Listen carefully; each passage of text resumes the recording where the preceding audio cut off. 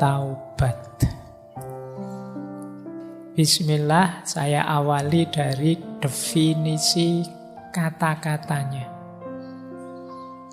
Ya tentu saja taubat dari bahasa Arab. Nanti kalau pakai bahasa Inggris, repentance, penyesalan, mungkin kalau dalam bahasa Indonesia. Tapi pasnya kata taubat itu sebenarnya artinya kembali. Roja'a, yang dimaksud tentu saja kembali pada Allah, menghentikan perbuatan dosa maksiat yang kita jalankan. Jadi secara bahasa artinya rujuk, kembali. Jadi nanti habis ngaji kok terus pulang itu bisa pakai kata-kata saya tobat Pak. Saya ngaji 2 jam tobat, saya sekarang tobat, bisa artinya pulang, rujuk. Ya ini bentuknya masdar, taba yatubu taubatan. Nah nanti menarik, ada istilah yang satu rumpun dengan kata-kata taubat ini, yaitu kata inabah dan aubah. Ini secara, kalau bahasa kampusnya ya, secara paradigmatik kata taubat, inabah, dan aubah itu satu rumpun. Kalau tobat itu dari yang salah kita geser ke yang benar. Dari sesat ganti ke taat. Itu tobat. Kemarin dosanya banyak, kemudian saya tidak mau lagi melakukan dosa, ganti yang dosa dengan kebaikan, namanya taubat. Nanti ada istilah inabah. Kalau inabah itu dari sebenarnya sudah baik, tapi ya belum sempurna. Masih bisa ditingkatkan lagi, diperbaiki lagi. Itu namanya inabah. Kemarin sholatku masih asal-asalan. Besok lebih baik. Jadi dari baik ke yang lebih baik. Itu namanya inabah. Nanti ada lagi aubah. Ini kondisi jiwa. Kalau aubah ini kondisi jiwa yang selalu menengok Allah. Selalu tawajuh, merasa di hadapan Allah. Ini aubah. Jadi kalau ini pokoknya menatap terus wajahnya Allah. Kalau ada momen kok dia lupa pada Allah, dia merasa berdosa.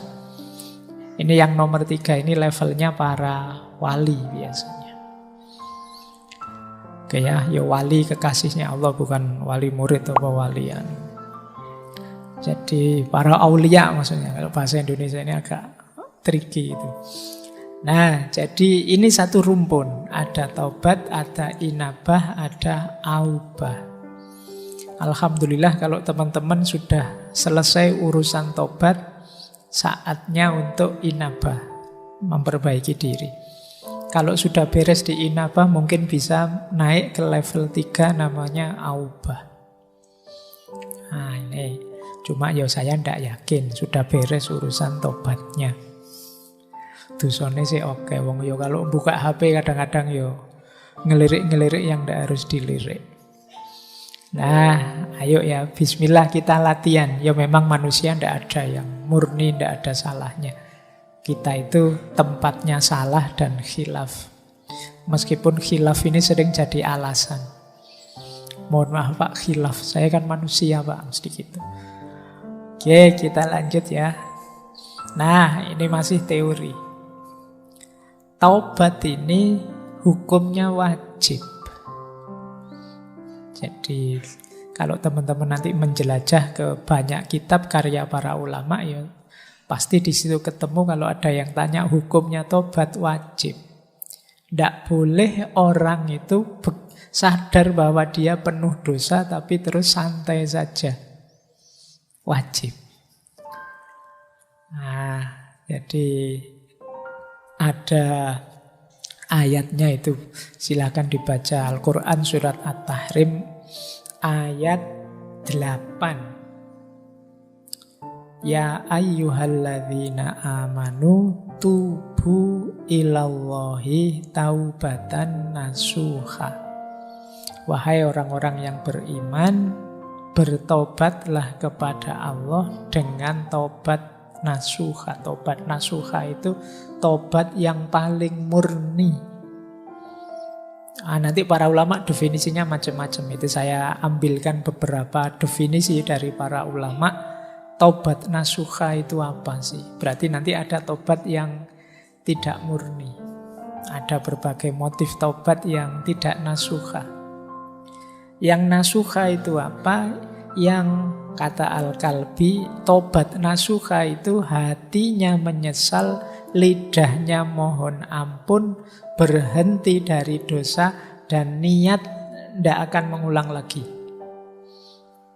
Jadi lengkap. Hatinya ya tobat, mulutnya ya tobat, pekerjaan dosanya dihentikan, dan janji tidak akan mengulang lagi. Ini menurut Al-Kalbi. Jadi begitu sadar, ya Allah ini dosa, astaghfirullahaladzim, sudah tak tinggal saja, saya tidak akan mengulangi lagi. Nah, tapi mantap, tidak ragu-ragu, jangan-jangan besok saya gitu lagi ya, saya tidak percaya dengan diriku sendiri. Itu berarti belum mantap. Mantaplah nawa itu, pokoknya saya tidak akan mengulang lagi ke sana. Nah, ini pendapatnya Al-Kalbi. Ada lagi Sa'id bin Zubair. Beliau mendefinisikan tobat nasuha itu tobat yang memenuhi 3 syarat. Tobat sambil takut, tobat sambil berharap, dan memulai hidup baru dalam ketaatan. Jadi ada takutnya, ada harapannya, dan siap untuk mengganti gaya hidup. Dari gaya hidup penuh dosa, jadi gaya hidup penuh ketaatan. Ini berarti nasuha. Tidak hanya harapan saja. Kalau harapan saja nanti sembrono. Biasanya orang itu kalau isinya rojak saja jadi sembrono. Allah Maha Pengampun kok. Allah itu sayang sama kita. Tenang saja, sembrono. Atau tidak ada harapannya, isinya takut saja. Bayangannya neraka. Wah saya itu. Nanti membuat orang putus asa. Harus imbang. Ketakutan diimbangi dengan harapan. Tapi juga diwujudkan dalam perbuatan. Nah, gaya hidupnya harus ganti. Jadi tidak ada ceritanya, katanya kamu sudah tobat kok kembali lagi ke sini. Ayo besok tak tobat lagi lah, gampang. Nah, itu berarti tidak serius tobatnya. Jadi tobat itu ya memang ganti gaya hidup. Yang ketiga ada definisi dari Sa'id bin Musayyab. Tobat nasuha itu menasehati diri karena salah dan dirinya patuh dinasehati. Ini menarik definisinya. Menasehati diri sendiri. Dan manut. Kadang-kadang kita itu kan ngomong ke diri kita sendiri, dibantah-bantah sendiri. Yang bikin doamu tidak kabul, yang bikin cita-citamu tidak wujud, yang bikin keinginanmu tidak terlaksana, itu seringkali karena kamu sendiri yang bantah. Semoga saya bisa segera lulus dengan nilai terbaik.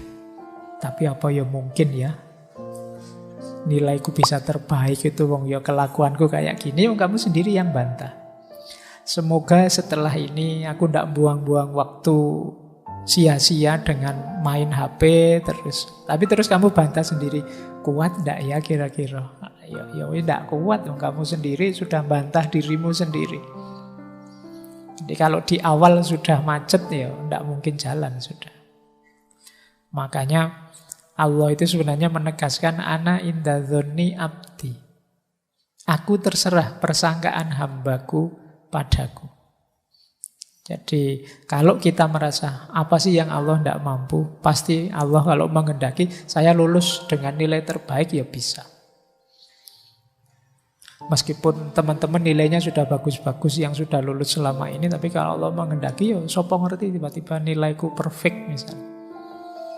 Ya siapa tahu kalau Allah menghendaki. Nah ini definisinya Syekh Sa'id bin Musayyab.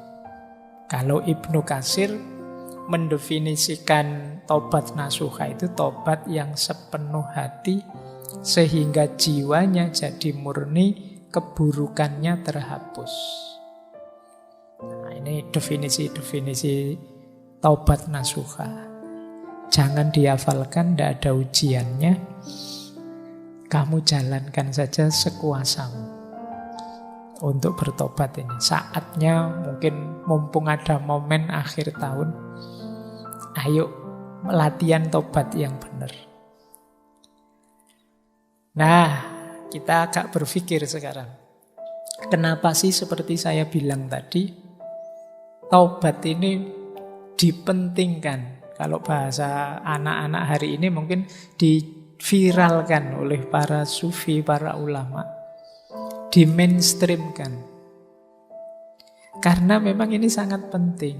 Berkaitan dengan situasi, kondisi, hakikat hidup kita. Apa hakikat hidup manusia yang menuntut dia concern, perhatian dengan taubat? Yang pertama adalah kita ini punya kecenderungan khoto' wan nisyan. Jadi manusia itu punya fitrah bisa salah, bisa khilaf. Atau lebih ekstrimnya mudah salah, mudah khilaf. Dan itu tidak perlu saya suruh ngaku, kamu sudah ngerti sendiri bahwa manusia itu mudah salah, mudah khilaf. Jangankan yang tidak sengaja, yang kamu sengaja itu loh banyak. Dan kamu nyaman-nyaman saja. Apalagi dosa yang sendirian tidak ketahuan orang. Waduh, kok lupa tadi belum sholat maghrib? Tidak apa-apa, tidak ada yang tahu. Kalau sama Allah tinggal tobat saja. Jadi kecenderungan jiwa banyak begitu. Manusia itu makhluk khoto' wan nisyan. Oke, ini ciri pertama. Kenapa kemudian orang fokus untuk bertobat? Sadarilah, tidak ada manusia yang bersih.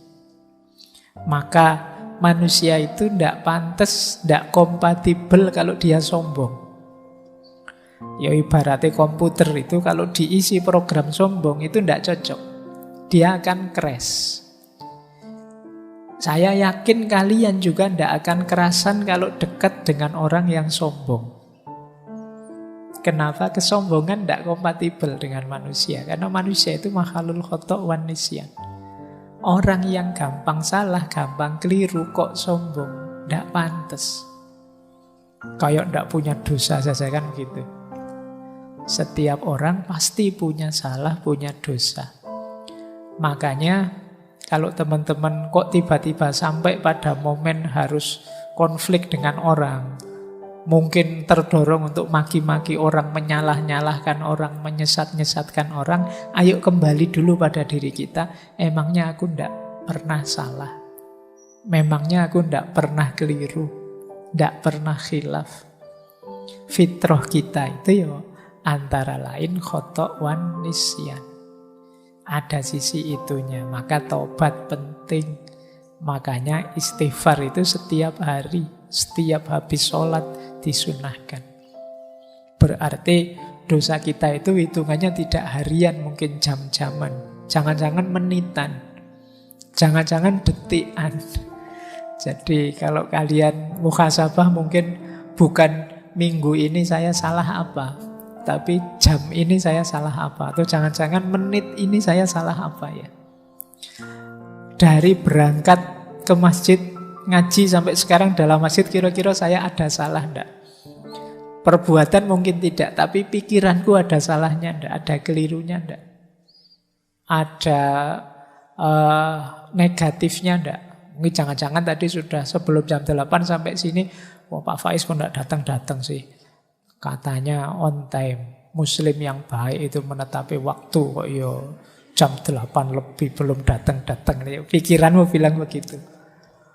Nah, ayo coba. Jangan-jangan dosamu tidak mingguan, tidak harian. Jangan-jangan jam-jaman. Jangan-jangan menitan. Jangan-jangan detikan. Setiap kali kamu buka HP itu mungkin dosamu bergeraknya detikan. Jadi pulsanya naiknya cepat. Detik ini buka gambar itu nambah, detik selanjutnya buka apa lagi nambah lagi. Manusia makhluk khoto' wan nisyan. Itu pun ditambah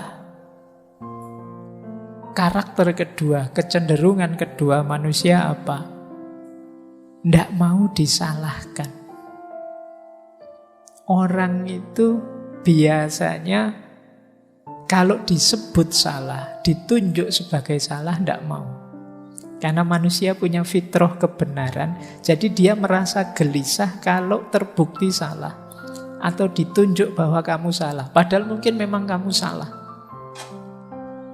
Itu kan yang membuat sering ada konflik orang ngantri misalnya. Orang ngantri tiba-tiba nyerobot, terus dimarahi, mbok yo jangan nyerobot. Kadang-kadang dia malah nyolotnya lebih kuat. Padahal dia yang salah. Kenapa? Orang gelisah kalau disalahkan, ditunjukkan kesalahannya. Jadi manusia itu tidak mau disalah-salahkan. Makanya kalau kalian ingin jadi orang bijaksana, kalau menasehati orang, menunjukkan salahnya orang, lebih baik di situasi diam-diam yang tidak ketahuan orang. Karena manusia punya kecenderungan ego, tidak mau disalahkan. Itulah mengapa perintah bertobat itu diulang-ulang. Ayo tobat. Ayo tobat. Itu karena kalau dibiarkan kamu tidak ngaku kalau kamu salahmu banyak. Jadi ini kecenderungan kita yang kedua. Ya kalau kita bisa mengalahkan ego, kemudian saya tidak apa-apa kok Pak kalau orang kritik menunjukkan saya salah, berarti kamu hebat. Tapi sebenarnya sebagian besar orang tidak senang, tidak nyaman kalau dibongkar salahnya. Padahal dia sendiri tahu itu salah. Sampai kadang mencari, kalau kayak minggu lalu, defense mechanism. Wah, kamu kok nonton video-video kayak gitu? Terus, alah ngapain sih ngurusin hal kecil kayak gini? Yang dosa lebih besar banyak itu, yang korupsi itu, yang kamu malah lari kemana-mana. Karena tidak ingin yang salah itu kamu, biar orang lain saja yang salah. Nah ini kecenderungan kita. Kadang-kadang karena saking tidak bisa mengelaknya, terus kamu lempar kesalahan, nyari kambing hitam ke yang lain. Saya dosa kayak gini, ya jangan salahkan saya. Ya yang kayak gini nih harusnya mbok diblokir sama pemerintah, mbok tidak usah dibolehkan tayang, mbok kamu malah nyalahkan itunya. Padahal yang nafsu kamu. Nah ini ciri kedua, maka perintah tobat itu diulang-ulang terus. Yang ketiga, nah ini juga lanjutan yang kedua sebenarnya. Seringkali kita itu melakukan pembenaran. Kalau bahasa hari ini normalisasi kesalahan yang kita lakukan. Ah wajar Pak, manusia begitu. Saya manusia normal Pak, makanya yo ada salah-salahnya dikit kayak gitu. Dinormalisasi. Kamu kok sering bolos? Ya biasalah Pak, anak muda. Kayak tidak pernah muda aja Bapak ini. Kamu normalkan yang salah. Nah ini penting kamu ingat-ingat. Itu yang dimaksud Imam Ghazali. Pikiran kita itu sebenarnya bukan raja. Dia hanya panglima perang yang kuat saja, yang disuruh-suruh oleh hati kita. Jadi kita itu sering tidak mencari kebenaran, tapi mencari pembenaran. Makanya kalau kita dengerin YouTube, kalau kita mencari ustadz yang kita sukai, kalau itu mesti yang kita cari ya yang cocok dengan kebenaran yang kita yakini selama ini. Kita kalau bahasanya Sartre dulu, kita hanya ingin mendengarkan gema suara kita. Itu mengapa di ngaji filsafat ini saya lari ke barat, lari ke timur, ke Jawa, usah tak puter-puter kemana-mana, biar kamu luas. Biar kamu tidak hanya mendengarkan gema suaramu. Biar tidak hanya pembenaran yang kamu cari, tapi juga kebenaran.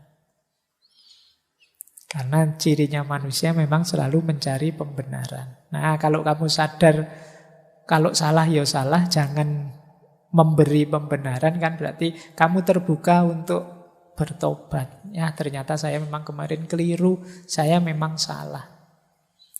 Dan ini tidak gampang. pada manusia. Mungkin mulutmu tiap hari istighfar, tapi istighfarmu kan tidak mantep, tidak sepenuh hati.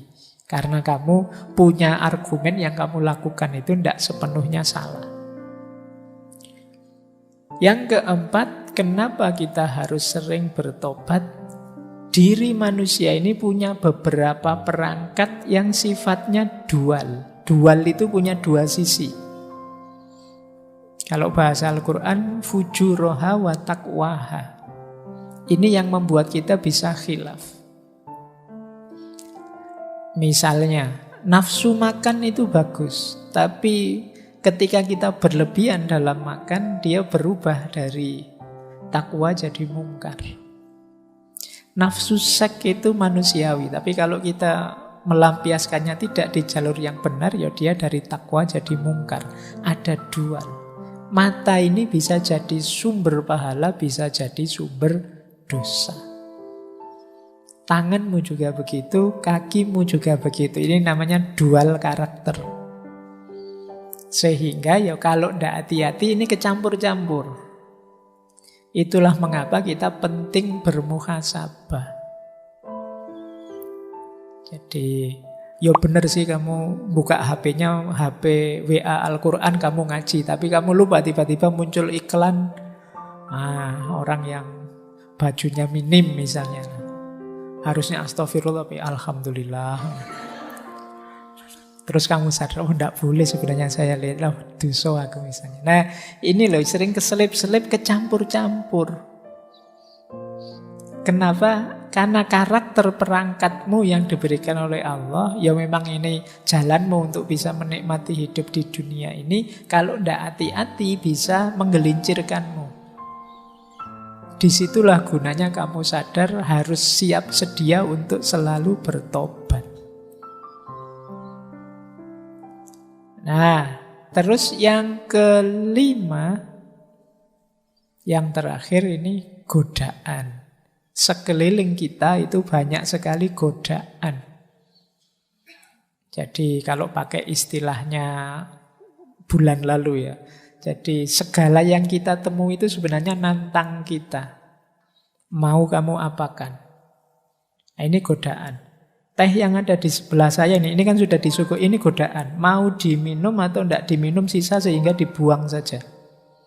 Ini kan ada dua alternatif. Ketemu kalian ngaji malam hari ini kan juga begitu. Mau diikuti saja, dikritisi saja, dicueki saja, dijalankan saja. Ini semua tantangan-tantangan. Yang begitu kamu salah membacanya, ya harusnya lahir pahala jadi lahir dosa.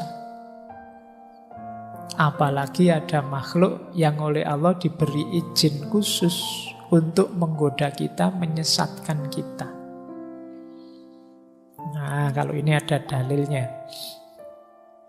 Ini saya ambil dari hadis yang terkenal sekali, diriwayatkan oleh Imam Ahmad.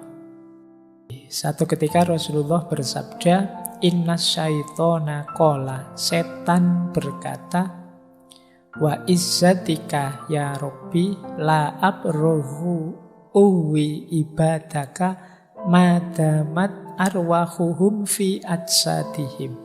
Jadi ini setan berkata di depan Allah, "Demi kemuliaan-Mu wahai Tuhan, aku tidak akan berhenti menipu manusia, hamba-hamba-Mu, selama roh masih ada di jasad mereka."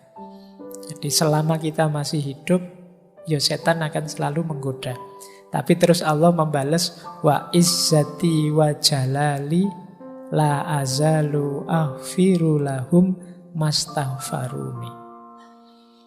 Demi kemuliaanku dan keagunganku, aku juga akan senantiasa mengampuni mereka selama mereka mohon ampun.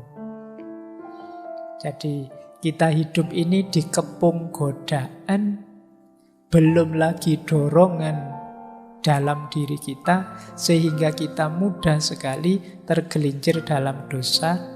Tapi jangan khawatir, Allah siap menerima kapanpun kita mohon ampun. Ini sebenarnya intinya kajian tentang taubat itu di situ. Baik, jadi ini dasarnya mengapa kemudian perintah taubat itu di mainstream, diutamakan. Karena kita tidak bisa kemana-mana kalau masih kotor jiwa kita, diri kita dikepung, terisi oleh kekeruhan dosa. Makanya orang-orang sufi itu punya rumus takholli, tahalli, dan tajalli. Takholli itu mengosongkan diri, membersihkan diri. Karena sebelum diri kita bersih, dia tidak akan bisa takhalli. Takhalli itu diisi dengan kebaikan. Kenapa tidak bisa diisi dengan kebaikan? Karena diri kita masih kotor. Sering saya ilustrasikan, wadahnya kotor. Kalau wadahnya kotor, diisi yang bersih pun, yang bersih kan jadi kotor. Kalau gelasnya mengandung racun, kemudian diisi air susu, yang terjadi kan susu yang terkontaminasi racun. Bukan racun yang jadi susu. Jadi membahayakan kita. Itulah mengapa kadang-kadang kan sering saya ceritakan itu, ilmu itu baik, tapi kalau masuk dalam jiwa yang kotor, yang masih banyak dosa, banyak maksiat, bisa saja kehilangan kebaikannya. Jiwa yang penuh kebencian misalnya, kemasukan ilmu, ya ilmu itu akan dipakai jalan bagi dia untuk menjatuhkan yang dia benci. Ilmu dipakai jadi jalan untuk meruntuhkan orang yang dia dengki. Jadi ilmu yang harusnya menebar manfaat, maslahat, berbalik jadi jalan merusak. Nah, ini logikanya. Maka langkah awal yang penting memang takholli, pembersihan diri, taubat. Kalau diri masih belum bersih, masih sulit kalian mengambil manfaat-manfaat dari keutamaan-keutamaan hidup.